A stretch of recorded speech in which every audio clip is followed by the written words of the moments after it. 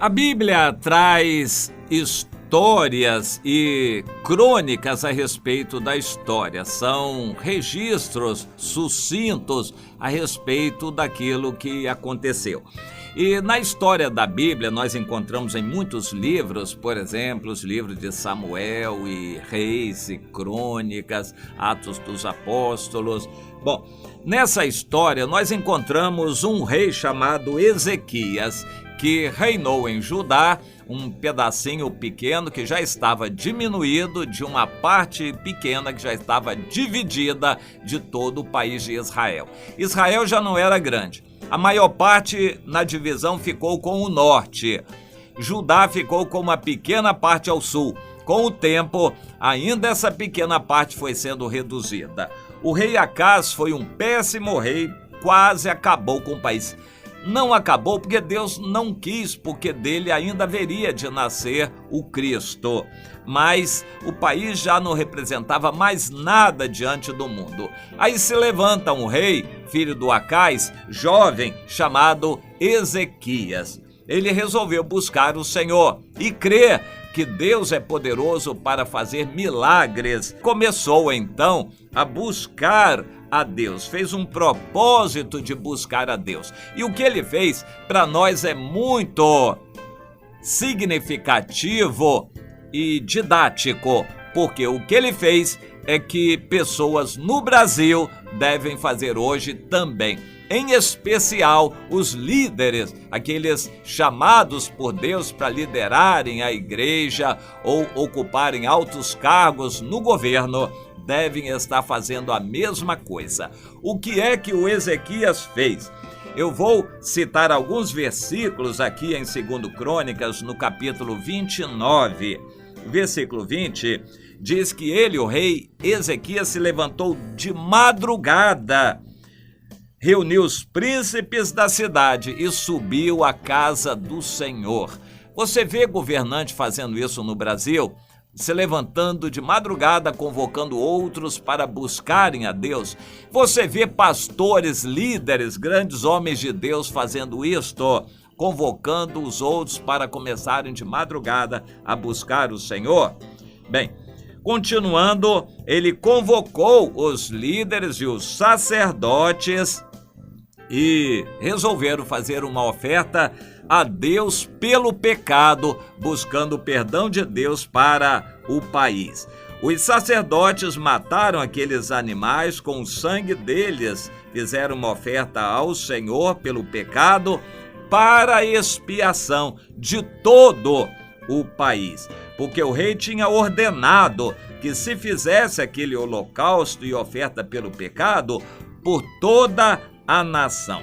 Os levitas estavam apostos, os sacerdotes também, e toda a congregação se prostrou quando se entoava aquele cântico e as trombetas soavam.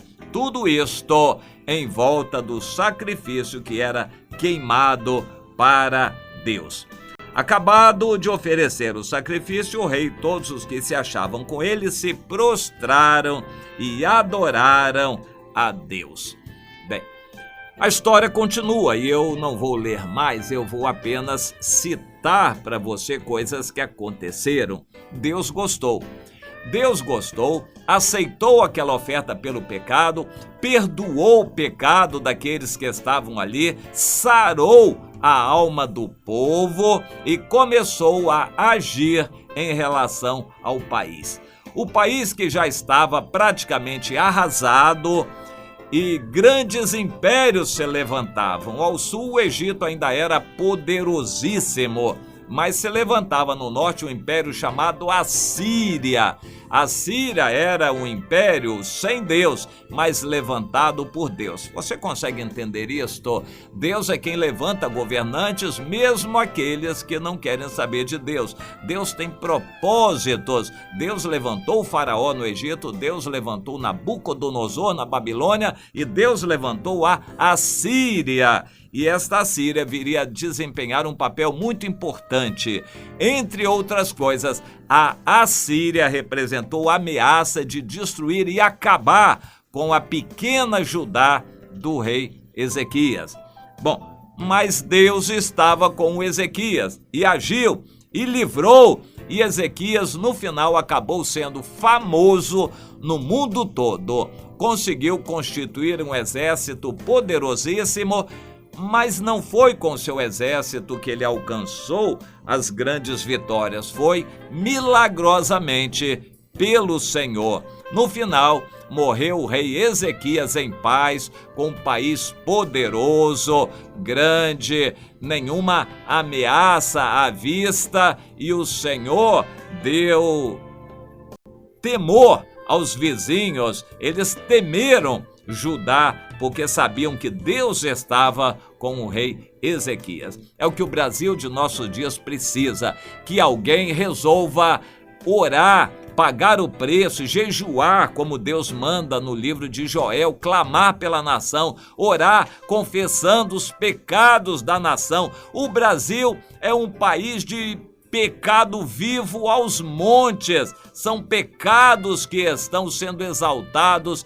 valorizados, publicados na grande mídia. O pecado vira a regra geral no Brasil. É o pecado, inclusive nas igrejas. Pecado de avareza, pecado de soberba e vaidade, shows e coisa desse tipo. Pecado é a regra geral no Brasil. Alguém tem que se indignar com o pecado e se pôr a clamar misericórdia a Deus, como começou a fazer o rei Ezequias. Você vai fazer a sua parte, confessar o seu pecado e depois consagrar um tempo a Deus para confessar os pecados dos outros, da nação, dos líderes, sacerdotes e profetas e pregadores de todo tipo. Você vai fazer isto? Vou repetir: confessar os seus pecados para receber o perdão e depois se pôr nos pés do Senhor para confessar os pecados da nação, das igrejas, dos outros. Você quer fazer isso para buscar a misericórdia de Deus também?